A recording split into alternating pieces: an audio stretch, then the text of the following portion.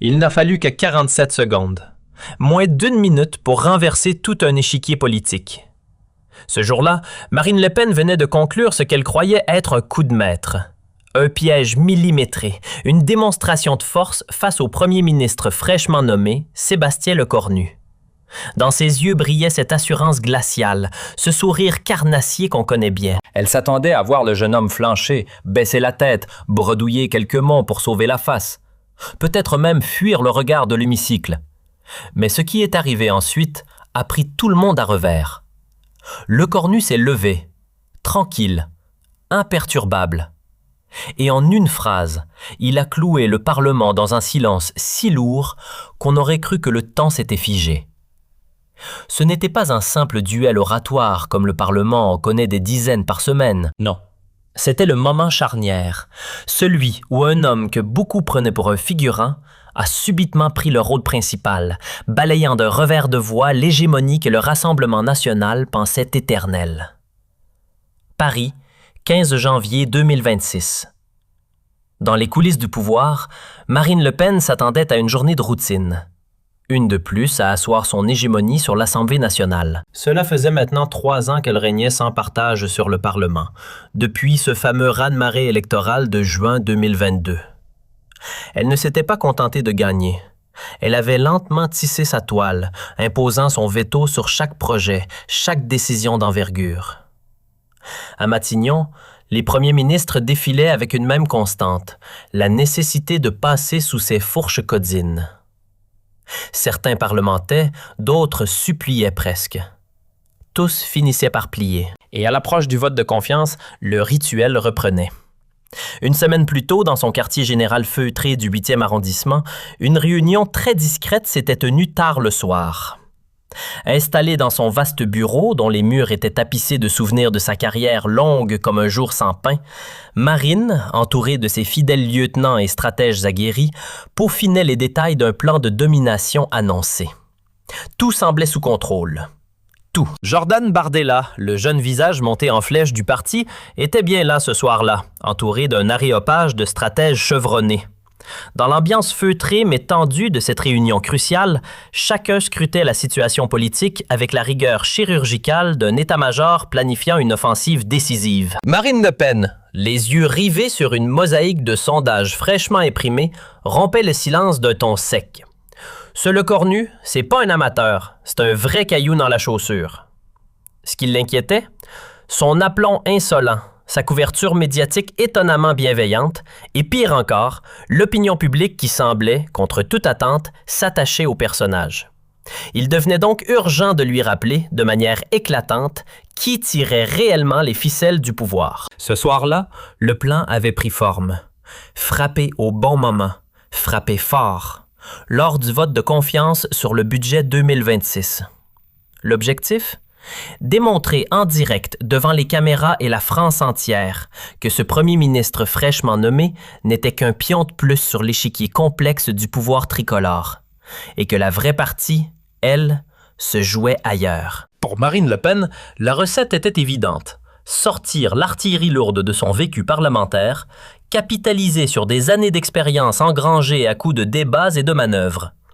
Elle comptait activer son réseau international patiemment tissé, faire peser l'autorité qu'elle avait consolidée décennie après décennie et écraser sans ménagement ce premier ministre de 39 ans, à peine débarqué de la Défense, plus familier des contrats d'armement que des arcanes de l'hémicycle. L'objectif n'était pas seulement de gagner, il fallait le rabaisser en public, le démonter pièce par pièce sous l'œil des caméras et rappeler à tout pari politique une vérité qu'elle jugeait intangible.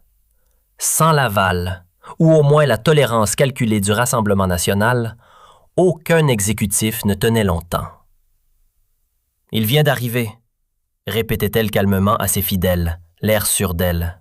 « Moi, je vis ici depuis des années. Je connais chaque article, chaque détour procédural, chaque faille de ces institutions fatiguées. » Le message était limpide. Ce novice allait très vite apprendre une leçon simple. Dans cette enceinte, le pouvoir ne se proclame pas, il s'impose. Aux yeux de Marine Le Pen, l'issue ne faisait aucun doute. La victoire était déjà acquise, presque administrative. Depuis des années, le même scénario se répétait sans la moindre variation. Avant chaque vote décisif, les premiers ministres se pressaient en coulisses pour la consulter, la rassurer, parfois même la flatter. Tous savaient qu'il fallait obtenir son feu vert, ou au minimum son silence complice, pour espérer gouverner sans heurts. Édouard Philippe avait avancé sur la pointe des pieds. Jean Castex avait multiplié les arrangements prudents. Élisabeth Borne avait tenté le bras de fer en l'ignorant, et s'y était brisé. Quant à Gabriel Attal, il n'avait pas tardé à plier. Un par un, tous avaient fini par se conformer aux règles tacites imposées par le Rassemblement national, des règles jamais écrites, mais parfaitement comprises de tout l'écosystème politique. Mais cette certitude absolue reposait sur une illusion fatale. Marine Le Pen venait de commettre une faute stratégique majeure, une erreur de lecture qui allait profondément l'ébranler. Elle avait cru voir en Sébastien Lecornu un premier ministre de plus, façonné pour céder comme les autres. Or, depuis sa nomination surprise en septembre, celui-ci observait en silence. Mois après mois, il décortiquait la mécanique parlementaire du RN avec une vigilance croissante, mais surtout avec la froide lucidité d'un stratège aguerri. Il distinguait parfaitement la méthode. L'art d'imposer ses conditions, de verrouiller le jeu politique, d'asphyxier toute initiative concurrente. Il voyait comment Marine Le Pen s'était peu à peu approprié l'Assemblée, la transformant en territoire privé où ses règles faisaient loi. Et contrairement à ses prédécesseurs, lui n'avait aucune intention de s'y soumettre. Sébastien Lecornu n'était pas du genre à hausser le ton ou à improviser des envolées lyriques. Ce n'était pas un homme d'impulsion, mais de calcul. Derrière son calme presque déroutant se cachait une volonté implacable. Refondre les règles du jeu politique français de fond en comble. Et ce que personne, absolument personne ne soupçonnait, c'est qu'il n'avait pas attendu d'être en poste pour agir.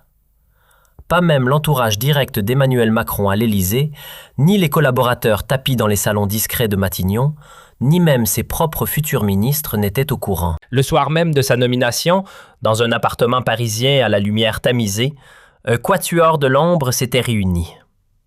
3 esprits brillants, inconnus du grand public, mais redoutables dans leur domaine. D'abord, Claire Dubois, 52 ans, l'encyclopédie humaine du Parlement. Ancienne stratège parlementaire, capable de réciter les règlements intérieurs du Palais Bourbon les yeux fermés. Elle avait prévenu calmement. Le Pen pense que l'arithmétique parlementaire suffit à régner. Mais elle oublie que les règles, on peut les retourner contre elles si on sait vraiment les lire. Puis venait Thomas Mercier, 45 ans, ancien journaliste politique, reconverti en conseiller de crise. Pendant 10 ans, il avait disséqué chaque mouvement du FN et du RN pour le journal L'Hymne. Il connaissait les ruses de Marine Le Pen mieux qu'elle-même. Il avait averti. Elle va tenter un coup spectaculaire en public. C'est son style. Elle provoque, vous fait perdre vos nerfs, puis exploite chaque mot que vous prononcez. Enfin, Jean-Marc Fontaine, 67 ans, professeur austère mais respecté, spécialiste de la Ve République, consulté en silence par tous ceux qui comptent, mais rarement cité. Cette nuit-là, à 4, ils ont construit un plan. Pas un discours, une stratégie. À 6 heures du matin, quand Claire Dubois proposa un coup aussi risqué que brillant, Lecornu esquissa un sourire. « Si on échoue, je suis fini. » Thomas répondit du tac au tac.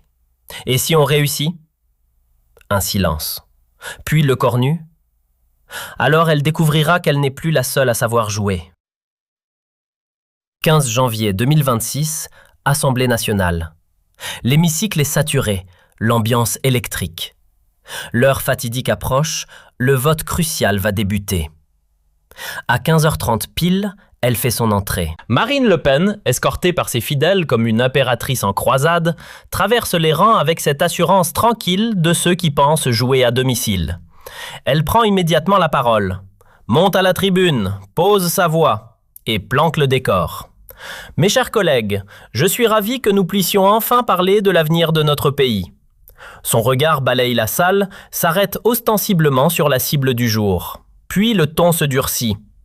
Le pays souffre. L'inflation écrase les familles. Le chômage gangrène les territoires. L'insécurité explose. Et que fait Emmanuel Macron? Il nous parachute un premier ministre tout droit sorti des hangars de la Défense. L'attaque est frontale. Message sous-jacent limpide. Le Cornu est un corps étranger dans l'arène politique. Elle enchaîne, affûtée comme une lame. Commander des rafales, c'est bien, mais diriger une nation, ça demande autre chose. De l'écoute, de l'empathie, du vécu. Elle savoure chaque mot.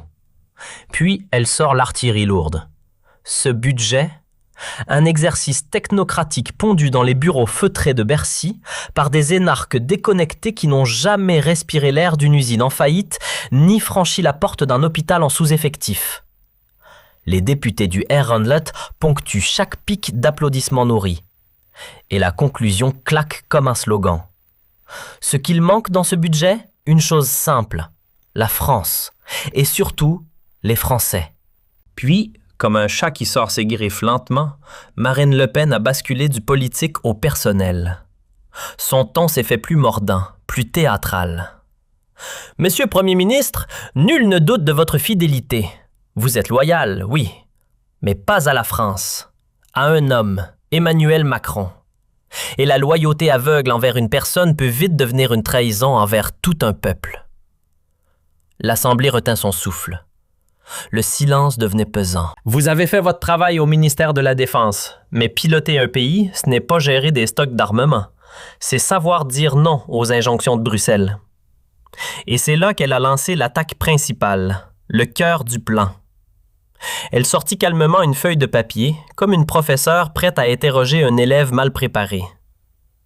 J'ai ici une série de questions toutes simples, du genre que n'importe quel citoyen pourrait poser au détour d'un marché. Et si vous êtes incapable d'y répondre, alors vous n'avez pas votre place à Matignon. Un frisson traversa l'hémicycle. Même dans les rangs de la majorité, les visages se crispaient. Première question. Dite avec lenteur, délectation. À combien revient une baguette de pain aujourd'hui en France? Le Cornu ne broncha pas. Il fixait droit devant lui, calme, figé.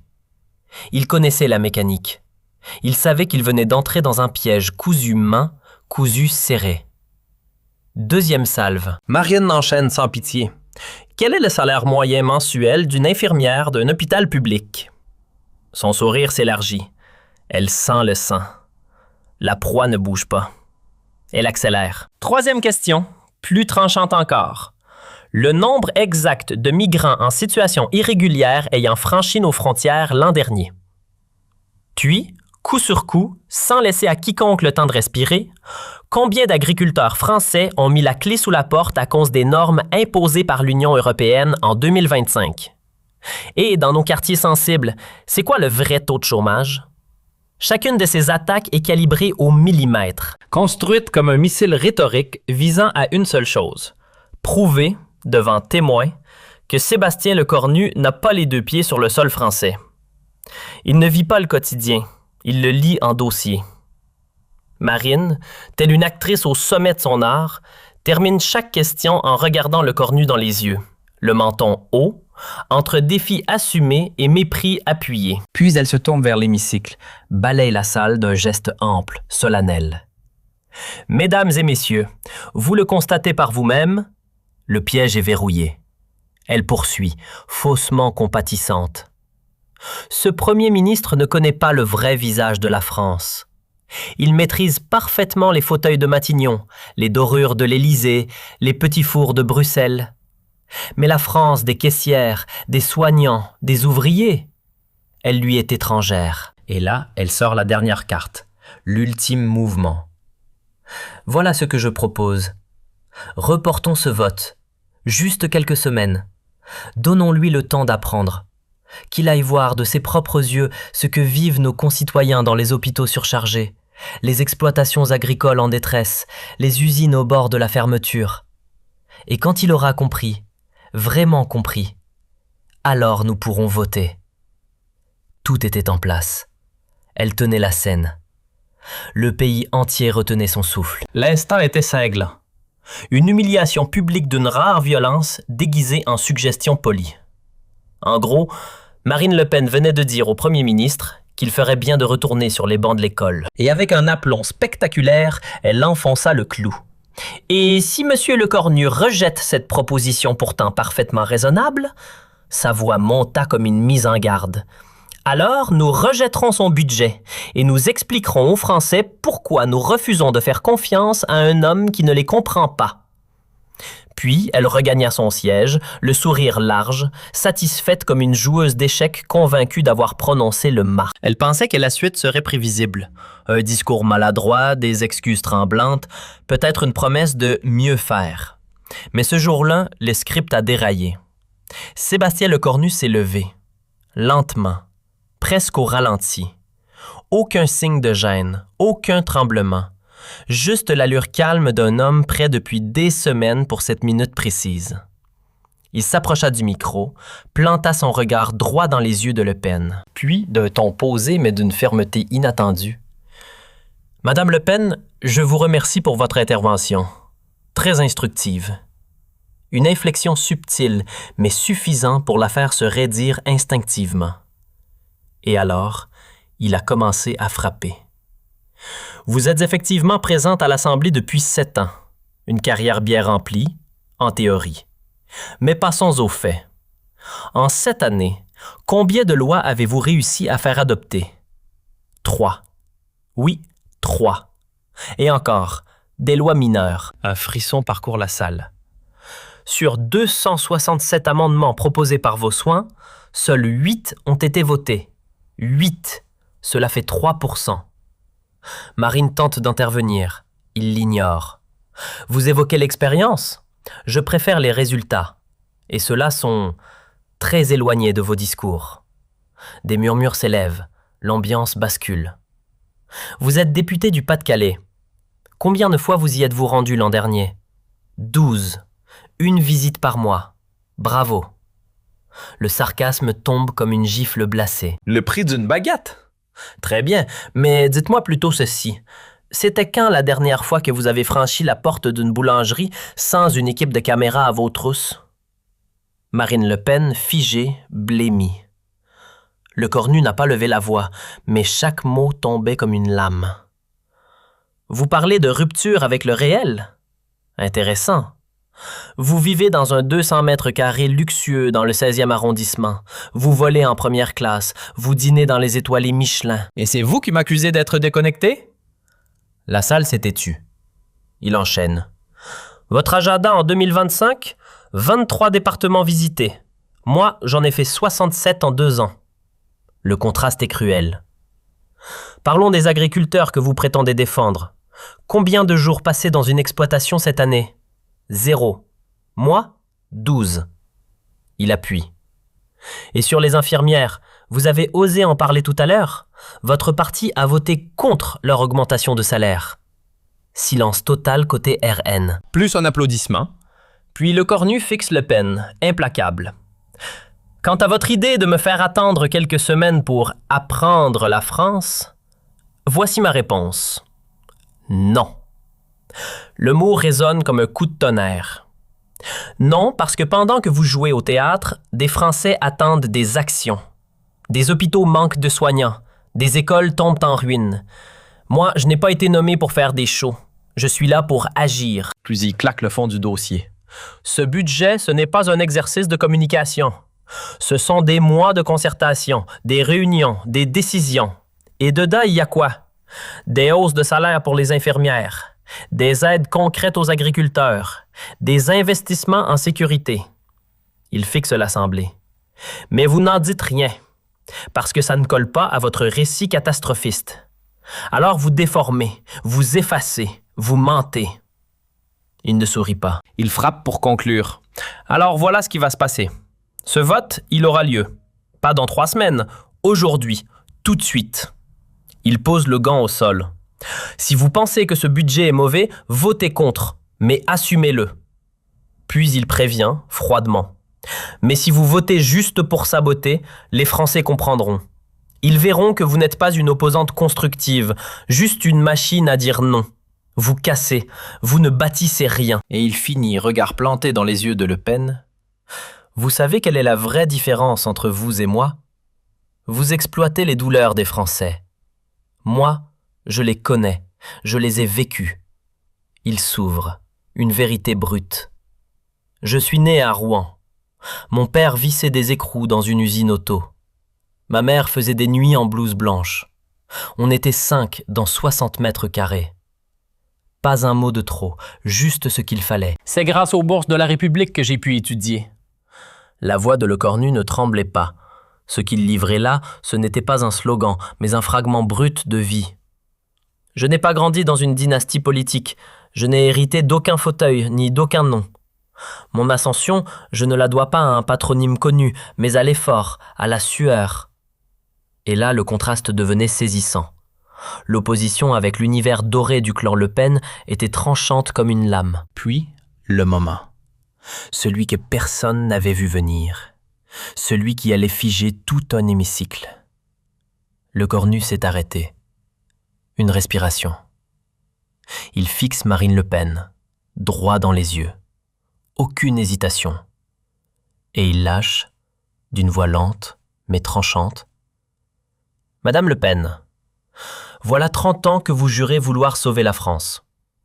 Mais la seule chose que vous avez vraiment sauvée, c'est votre propre carrière, bâtie sur la peur et entretenue par le mensonge. » Et soudain, plus rien.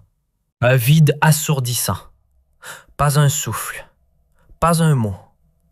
On aurait pu entendre un stylo glisser d'un pupitre. Le Pen, pétrifié, restait immobile, telle une sculpture froide.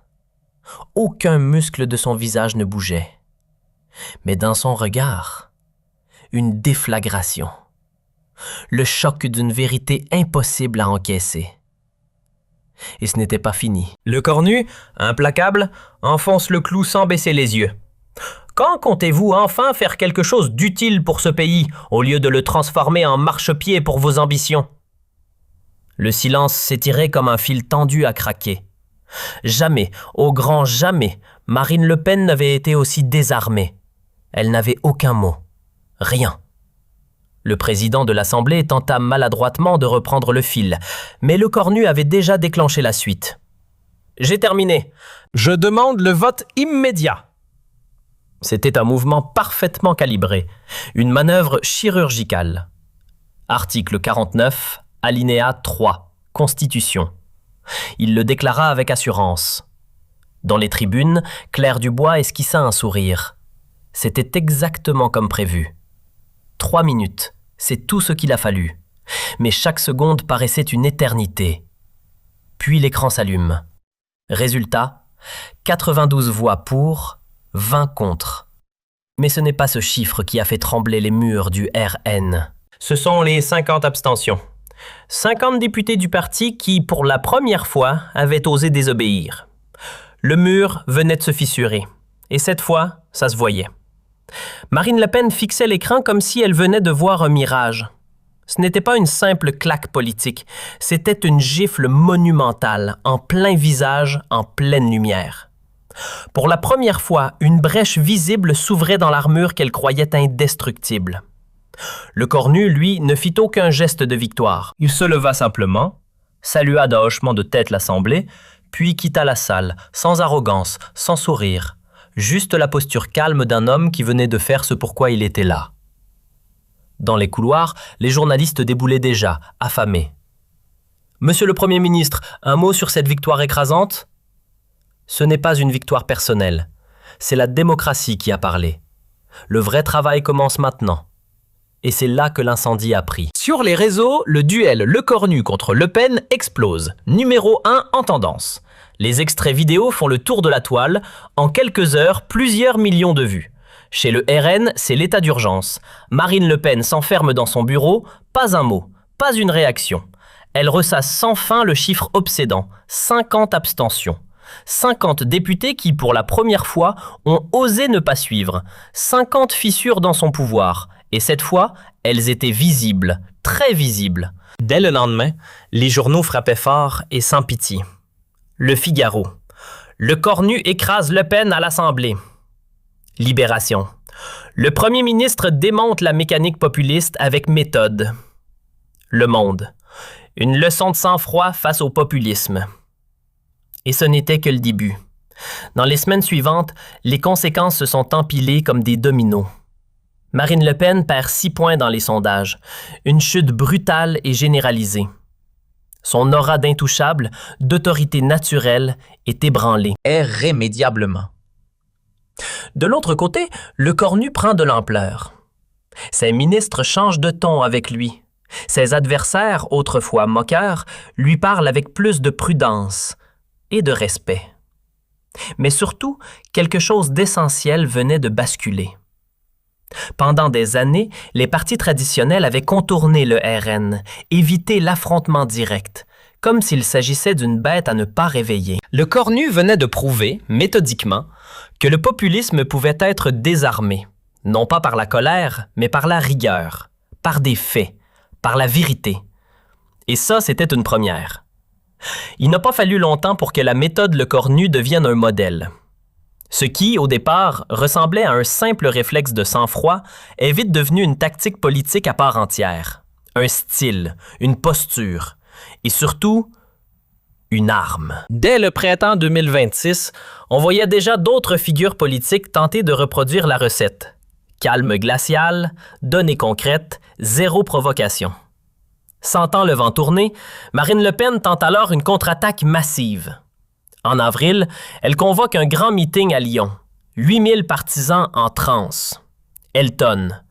Ce premier ministre croit pouvoir nous humilier en silence. La foule hurle. Démission! Démission!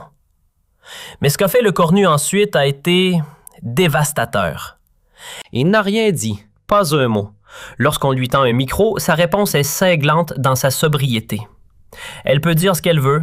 Moi, je bosse pour les Français. Je n'ai pas de temps à perdre avec du bruit. Et c'est là que tout bascule. Être ignoré, totalement, est parfois plus cruel que de perdre un débat. Marine multiplie les charges médiatiques, les pics, les interviews incendiaires. Et à chaque fois, la réponse de Le Cornu est variable. Je travaille. Le contraste devient gênant. Et plus elle s'acharne, plus elle semble dépassée, prisonnière de sa propre obsession. En juin 2026, les sondages parlent haut et fort. 62% des Français valident la méthode Le Cornu.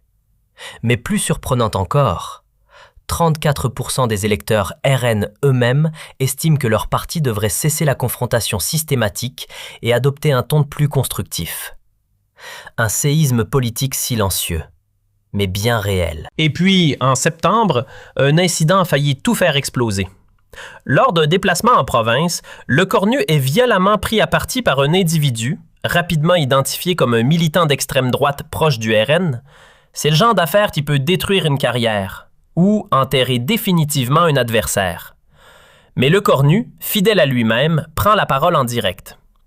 Je condamne avec la plus grande fermeté cet acte, mais je refuse de faire porter à un parti entier la faute d'un seul extrémiste.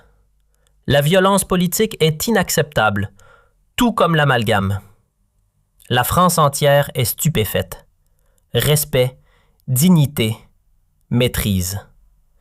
Et pour la première fois depuis des années, Marine Le Pen elle-même déclare publiquement « Je remercie sincèrement le Premier ministre pour son équité et sa hauteur de vue.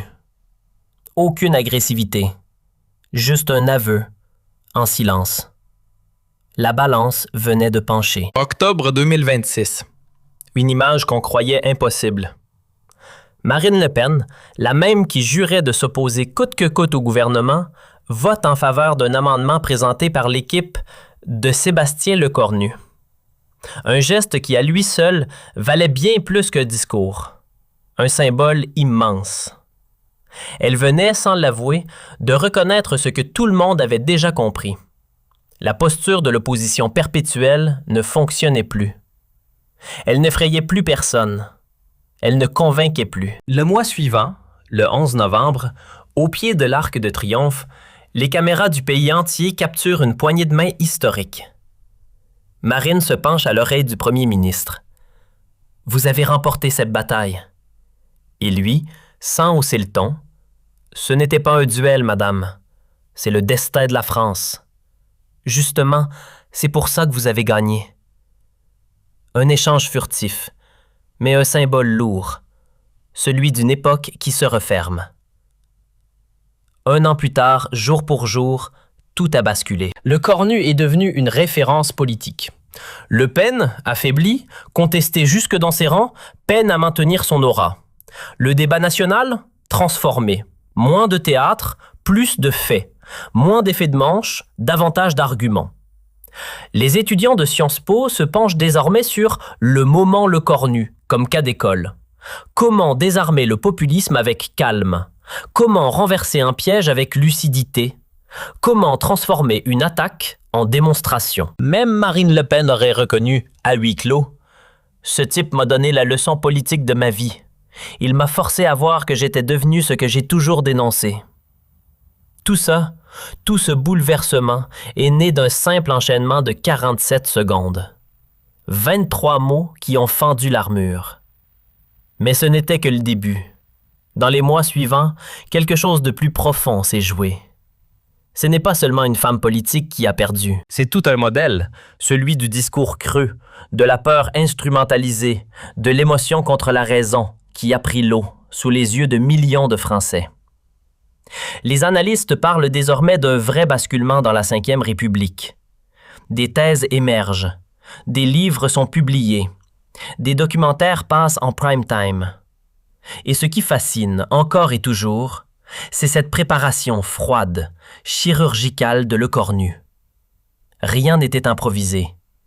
Tout avait été pensé. Et au bout du compte, c'est peut-être ça le plus impressionnant.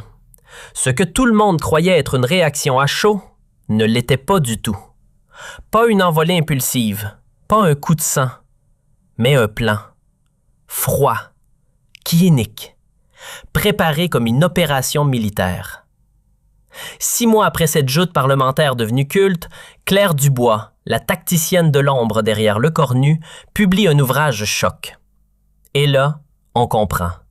Rien, absolument rien n'avait été laissé au hasard. On avait tout prévu, écrit-elle. Chaque attaque probable, chaque posture, chaque piège. Mais surtout, on avait décidé de ne pas jouer les victimes. On ne voulait pas se défendre. On voulait frapper. Avec des preuves, pas des punchlines. Un véritable séisme secoue alors le monde politique. Certains crient à la manigance. D'autres parlent de génie stratégique. Mais tous, même les plus critiques, admettent une chose. Ça a marché. Spectaculairement. Après ce face-à-face légendaire, les courbes de popularité du gouvernement explosent. Des réformes jusqu'alors bloquées passent comme des lettres à la poste. Même des élus RN, d'habitude hermétiques à tout compromis, votent ponctuellement avec la majorité. Le Pen, elle, semble KO debout. Disparue des plateaux, quasi muette dans les médias, prudente, presque effacée. Un contraste saisissant avec son ton habituellement tranchant. Et tout ça, tout ce bouleversement politique, s'est déclenché en 47 secondes. 23 mots. Un missile verbal d'une précision chirurgicale. Mais ce n'était pas juste la chute d'une chef de parti. Ce jour-là, c'est tout un système rhétorique, celui de la peur, de l'esbrouf, du sensationnalisme qui a pris l'eau. Et ça, les analystes ne s'y sont pas trompés. On parle aujourd'hui du moment Le Cornu, un cas d'école. Les universités en font des sujets de mémoire. Les chaînes de télé en tirent des documentaires. Les livres d'analyse politique s'y consacrent tout un chapitre. Ce qui fascine tout le monde, ce n'est pas seulement ce qui s'est dit, c'est comment ça a été dit et comment ça a été préparé. Dans les coulisses du RN, l'unité de façade s'était fissurée. Et cette fois, ce n'était plus une rumeur. Jordan Bardella, visage juvénile mais ambition assumée, occupait de plus en plus l'espace. Plateau télé, interview bien calibrée, discours percutant, il se plaçait. Pas frontalement, subtilement, mais efficacement. Les fameux 50 députés frondeurs, ceux qui avaient osé l'abstention lors du vote de confiance, formaient désormais une sorte de clan interne, ni officiels, ni marginaux, mais bruyants. Et leur message était clair. Fini les postures d'opposition permanente. Il fallait passer à l'ère du RN 2.0, un parti qui construit, qui propose, qui gouverne. Le clash n'a pas tardé. Décembre 2026, Nice. Congrès annuel. L'événement tournait habituellement à l'ovation automatique, mais cette fois, le scénario a dérapé. Un jeune député, fraîchement élu 4 ans plus tôt, monte à la tribune. Et là, devant une salle médusée, il lâche. « Madame Le Pen, votre parcours force le respect, mais soyons honnêtes, notre ligne actuelle mène droit dans le mur. » Silence de cathédrale. Il enchaîne. Les citoyens veulent des solutions concrètes, pas des slogans vides. Si on continue sur cette voie, on perdra ce qui nous reste de crédibilité. Un frisson traverse la salle. Jamais quelqu'un n'avait osé dire cela à haute voix. Marine Le Pen, impassible. Puis, contre toute attente, elle prend le micro. Et au lieu d'une riposte cinglante, elle déclare d'un ton las: « Il est peut-être temps de changer. Peut-être que le monde ne tombe plus autour de notre ancienne méthode. » Boulevard dans la presse. La politique française vient d'assister à une séquence historique. Certains analystes parlent de crépuscule pour Le Pen. D'autres déjà murmurent « Elle prépare sa sortie ». Tandis que Marine peinait à éteindre l'incendie dans son propre camp, Sébastien Lecornu, lui, avançait à pas feutrés mais assuré. Janvier 2027. Palais de l'Élysée. Vœux présidentiels. Et là, surprise, Emmanuel Macron, d'un ton solennel mais chaleureux, encense son chef de gouvernement devant caméra et journalistes. Monsieur Lecornu a prouvé qu'il existait une autre façon de faire de la politique. Une politique qui conjugue autorité et respect, conviction et élégance, fermeté et dignité. L'éloge est appuyé, presque trop. Et c'est bien ça le problème. Car plus Macron le félicite, plus Lecornu grimpe dans l'opinion. Les courbes s'inversent. Dans les sondages, les Français font davantage confiance au premier ministre qu'au président lui-même. Et soudain, à l'Élysée, l'air devient plus lourd. Les petites musiques habituelles commencent à résonner dans les couloirs du pouvoir. Des fuites, des confidences anonymes. Le président songe à changer de premier ministre. Lecornu est devenu un rival potentiel pour 2032. En bref, trop de lumière, trop vite. Mais l'intéressé, lui, joue parfaitement la partition de la loyauté. Discours après discours, il n'oublie jamais de rappeler qu'il n'est là que par la volonté du président, qu'il agit sous son autorité, qu'il sert le cap fixé par Emmanuel Macron. Pas un mot de travers, pas un frisson d'ambition. Ironie du sort, c'est justement cette retenue, cette maîtrise impeccable, ce refus de tomber dans le piège de l'ego qui font exploser sa cote de popularité. Sébastien Lecornu, en restant humble, devient incontournable. Mars 2027, Bruxelles. Une salle de conférence impersonnelle, des costumes bien repassés, des sourires crispés. Et au milieu de tout cela, Sébastien Lecornu. Face aux plus grandes figures européennes, il ne s'est pas contenté de défendre les intérêts français. Il les a imposés.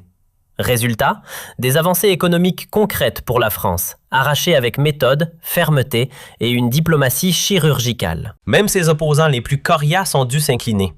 À Paris, dans les couloirs du Sénat comme sur les plateaux télé, les compliments fusaient. Le coup de grâce est venu de l'étranger. Lecornu, en couverture du Time Magazine. Titre évocateur, « The New Face of French Politics ». Dans l'article, on le décrivait comme un rare mélange de lucidité tactique, d'honnêteté personnelle et de courage politique. Bref, un ovni dans le paysage politique moderne. Dans les sondages, c'était l'ascension stratosphérique. 67% d'opinions favorables. Même à droite, même à l'extrême droite, son nom commençait à susciter l'admiration silencieuse. Et c'est là qu'un autre moment surréaliste s'est produit. Marine Le Pen, invitée d'un JT de 20 heures, regard fixe vers la caméra, déclare avec un calme désarmant « Il est mon adversaire politique. Mais il faut reconnaître qu'il a fait évoluer notre manière de débattre. Il a prouvé qu'on peut convaincre sans manipuler. Et cette leçon-là, tout le monde devrait en prendre de la graine. » C'était plus qu'un aveu. C'était une reconnaissance symbolique, presque solennelle. Le fameux 15 janvier 2026 n'était donc pas une parenthèse. C'était bel et bien un point de bascule. Un chapitre entier de la politique française venait de tourner. les grands moments de la Ve République ont trouvé un nouveau compagnon d'étagère. À côté du célèbre discours de Bayeux de Gaulle ou de la dissolution fracassante de l'Assemblée par Chirac, un nouvel épisode s'est glissé discrètement mais puissamment. Le moment, le cornu. Mais ce qui le rend inoubliable, ce n'est pas la stratégie, ni même l'éclat rhétorique. C'est l'humain. Un homme de 39 ans, sans pédigré politique, sans nom de famille mythique, debout face à une figure installée depuis des décennies. Pas un cri, pas un slogan, juste la vérité, posée là, tranquillement, mais avec une fermeté de roc. Il aurait pu se taire, jouer la prudence, choisir la carrière. Il a préféré l'honnêteté. Là où d'autres auraient sorti la grosse artillerie démagogique, lui a sorti des faits. Là où le ton monte d'ordinaire, il a choisi la hauteur. Et peut-être que justement, c'est ça le vrai enseignement. Pas une leçon de stratégie politicienne, mais une leçon d'éthique. Un rappel que la vérité, le respect et le courage ne sont pas des reliques, mais des armes puissantes en démocratie. Aujourd'hui, dans les amphis de Sciences Po ou les classes de terminale ES, les jeunes évoquent le cornu avec un respect qui transcende les appartenances partisanes. Pas parce qu'ils adhèrent à toutes ces lois, mais parce qu'ils reconnaissent dans sa posture un exemple. Celui d'un homme qui a refusé la facilité des punchlines creuses, qui a choisi le fond plutôt que la forme, la rigueur plutôt que le bruit.